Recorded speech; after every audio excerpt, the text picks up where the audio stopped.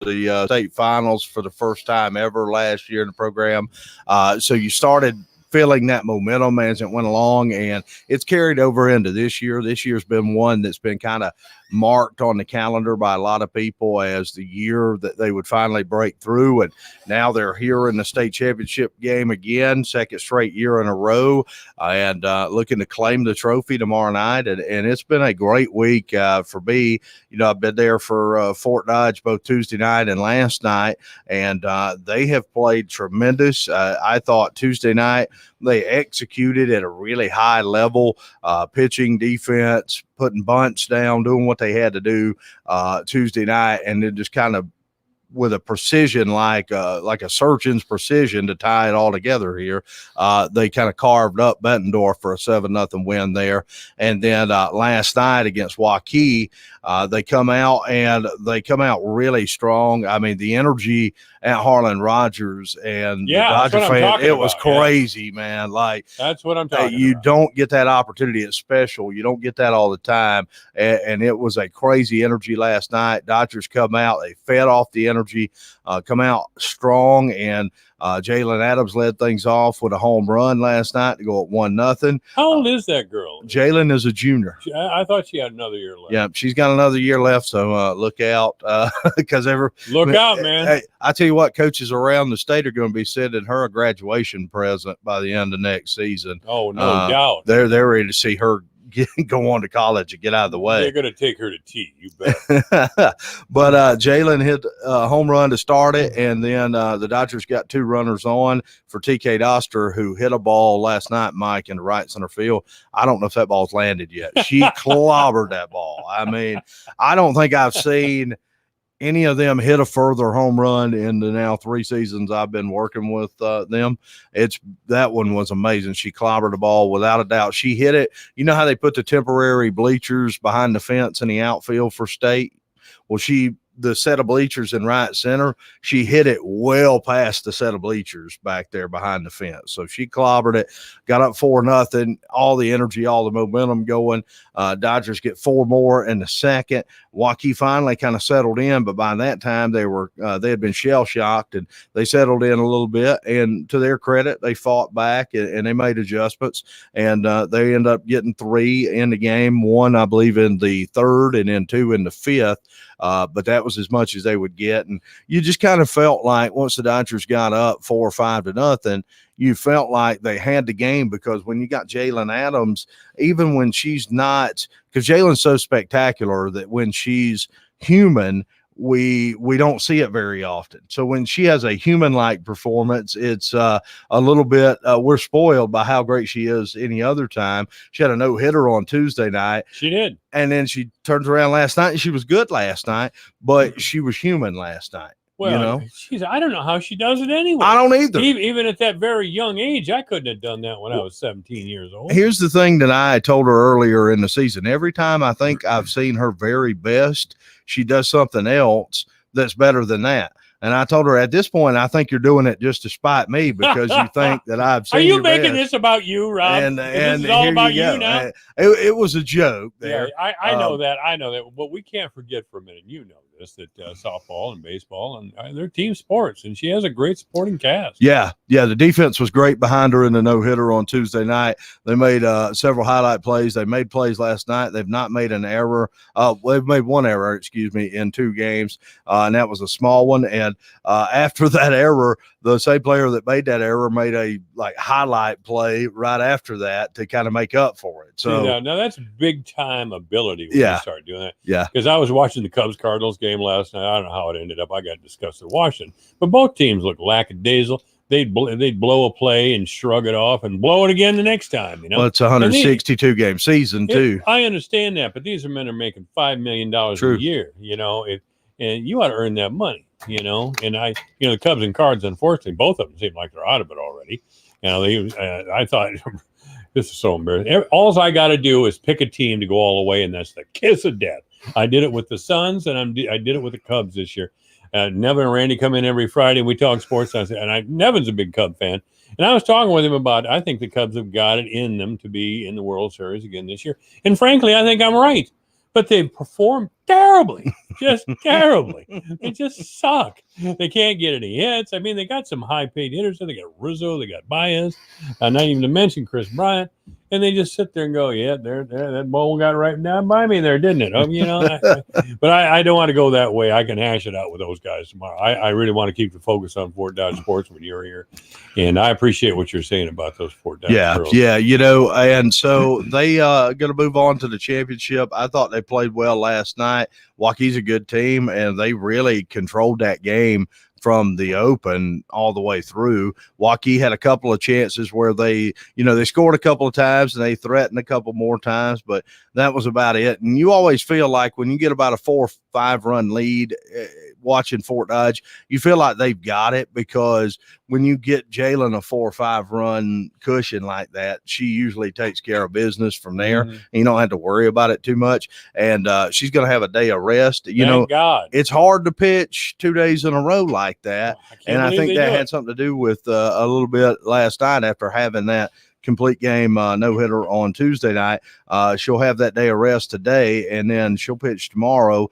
She's expected to go against Ankeny Centennial tomorrow, and we'll see there. And I tell you what, TK Doster, the catcher for Fort Dodge, is, if anybody's having a better tournament in any class, I don't know who they are. You'd have to point them out to me, because TK Doster's 5 of 6 in the tournament so far, with a 3-run homer, a double, and 3 singles. Wow. And walked twice last night because people aren't pitching to her. I would be shocked tomorrow night if there's not runners on, or if there's 2 outs or something. I would be shocked to see that she gets a chance to swing much tomorrow night. I think Centennial will probably pitch around her because she's red hot right now, and I think that would be smart. Got any brains? They will. Well, and here's the thing: this is going to be the 5th time these 2 teams have played this season. This season. Yeah, they played 4 times in a regular season because they play 2 sets of double headers. Okay. They're in conference together. All right. So Centennial has a lot of film on Fort Dodge and vice versa. They know each other. There's going to be no sneaking up on anybody tomorrow night. I think Centennial, because of the fact that they're familiar, probably will pitch around Doster and see if somebody else beats them by doing that. The 2 teams too, in 4 meetings, Fort Dodge took 3 of the 4 this season, and in those 4 meetings they were a combined margin of 8 runs. So in 4 games, I was going to say 8 runs separated the 2 teams. You get in the finals and you start talking, especially with the pitching power that Jalen Ems brings. And I don't know who the Ankeny Centennial girl is, but I'm sure she's quite. They've got a couple of good ones. Yeah. They've got a couple of good ones. Sam Klug threw in the semifinals yesterday against Pleasant Valley, and also during the regular season they threw a girl by the name of Lauren Gustafson, who's a left-hander who's pretty good. So they got a pretty good couple of pitchers there, and we'll probably see both of them. If one of them gets in trouble, I would imagine you see the other one at some point tomorrow. From there, I mean, you look at 3-1 the Dodgers are in the 4 meetings. It's hard to beat somebody 4 times out of 5. It is. I like the Dodgers' chances, but I will say this. I thought Centennial would beat Pleasant Valley last night in the semis. I really did. Centennial's a 6 seed. They beat Iowa City on Tuesday night in the quarters, and then they turned around with Pleasant Valley. I had saw them play Tuesday before Fort Dodge, and Pleasant Valley, not to knock them, but their style of play is they like to outscore you. Mm-hmm. And that's kind of what they did to win the quarterfinal game. But you can't do that against teams with good pitching. And I was hoping Pleasant Valley would win because their style of play and Fort Dodge style of play, Fort Dodge would have a major advantage because of style of play. Because I'm telling you what, if you let Fort Dodge score 8, well, you let Fort Dodge score 7, 8 runs, it's over. It's over. Jalen ain't giving that up, and you might have to take 3 games to get 8 or 10 runs off of her. Jalen has had a heck of a week, though, and she's had a heck of a season all through the, and through the sectionals and all those sorts of things. If she runs out of gas, do we have somebody else who can pick up the slack? It would be Lucy Porter. That would be Lucy. Lucy Porter. Who's pretty good herself. She is good. How old? And she's just Lucy's real in young. the 8th grade. That's what, I can't believe that. Of course, she has a secret weapon in her arsenal. Her dad, Roger, has probably been working with her. I would imagine. In the cradle. I would imagine saw Roger Tuesday night out at the ballpark and talked to him for a few minutes. And yeah, I mean, here's the thing: they would go to that if they had to. I don't think Jalen's going to run out of gas. I've seen her pitch on shorter notice than this, and I think the Fort Dodge softball invitational, back in June, where they played 4 games in 2 days, and she pitched all 4 of those games, pretty much every inning of all 4. I think that was by design to get her ready for a situation like this where she'd pitched three times in 4 nights. And so I do think that had a lot to do with getting them ready for the state tournament. And that's why it was scheduled the way it was. And it's crazy because you look around the teams that were in that tournament, you look around the state tournament's lined with teams that were in that tournament too. Yeah. It was a high quality tournament, probably the best in the state. Interesting enough about Lucy Porter, her first pitching performance this season came when the Dodgers played Ankeny Centennial the first time around back on June 1st. She came in, Dodgers were down, I believe 5-1. She came in, or 6-1, and Lucy came in and shut it down. But the Dodgers just couldn't score enough to get back in that one. That's the game where they lost to Centennial 6-3. But that one was one where was her first performance. And then after that, and you saw her go 4 innings and not give up a run to Centennial, you're like, okay, that's our number 2 pitcher right there. She solidified that spot in that performance. The Dodger girls have shown a lot of character. I don't care. I've seen clips of them. And this has been a great sports week for me. The other night I was trying to watch the NBA channel, the NBA finals on my TV channel. Yeah. And I had you over here on the radio when they were playing Bettendorf, I think. Yeah, Tuesday night. Yeah. Did I mention I picked the Suns in 5?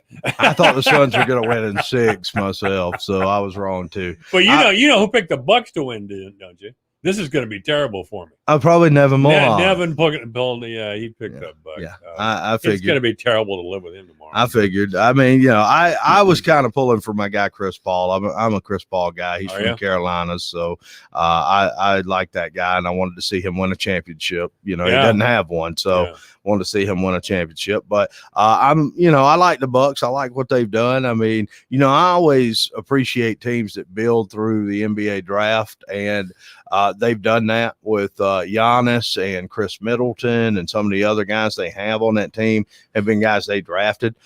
So I can appreciate that. And then Phoenix's squad is kind of the same way, with the exception of Chris Paul. A lot of their important guys, Booker, Ayton, Bridges, they all drafted them. So I appreciate when teams build through the draft like that. This is AM 1400 KVFT, the voice for Dodge. I'm Michael Devine. We should have asked for calls, but we're getting in. I still will. If you want to call in and comment, it's 955-1400. We have about 5 minutes left here with Rob before we go to the news featuring Rob Jones. On the air more than oxygen, as they say. I think you're on the air more than me, and I'm on the air 15 hours a week, 20 hours a week. True. And I think combined, you're probably on the air more than I. I've never done the math. I don't know. I guess it depends on the season. It doesn't matter, man. It's all work. You got your thing. I got mine. I did a couple of games once years ago, and I started insulting people in the stands and calling the other coach names and all that other stuff. Yeah. You don't last too long doing that. No. They decided they didn't want me to do that anymore. And by golly, I thought we had a triple play, and ump found it different. I was about to lose my mind, and I was on the air. It's all right to lose your mind if you're standing over by the concession stand, but I had the headphones on. I didn't lose my mind last night, but I thought the Dodgers got the wrong end of a call on a play at first, but it was a bang play. So sometimes that happens. I saw that on the clips. Yeah. I thought they got her. I thought they got her by a half I thought step. It was clearly. I couldn't see it from the same angle he was there. I was at a different angle a little bit, so I don't know, but I thought they got her. I don't know how he missed it.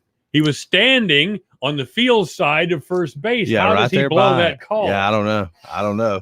Was he wanted to be more competitive? What? Well, I mean, the high school union is in Des Moines, and that's right. Is in Des Moines, and the conspiracy theorist out there. I don't know. That can work on your mind. I'm not accusing the man of anything improper, but there's such a thing as suggestive. Suggestive, yeah. Yeah, it can be suggestive, just and you not do it on purpose. You know what I mean? That's what exactly. I can't let you out of the room. I mean, do you have anything else to say about something? Well, I did want to say that tomorrow night is the championship game game. It's 7:30 first pitch, pregame coverage about 7:20. Now, keep in mind, the tournament has been running late throughout to this point. So we were late last night. We didn't get on to about 8. We were scheduled at 7:30. We got on about 8.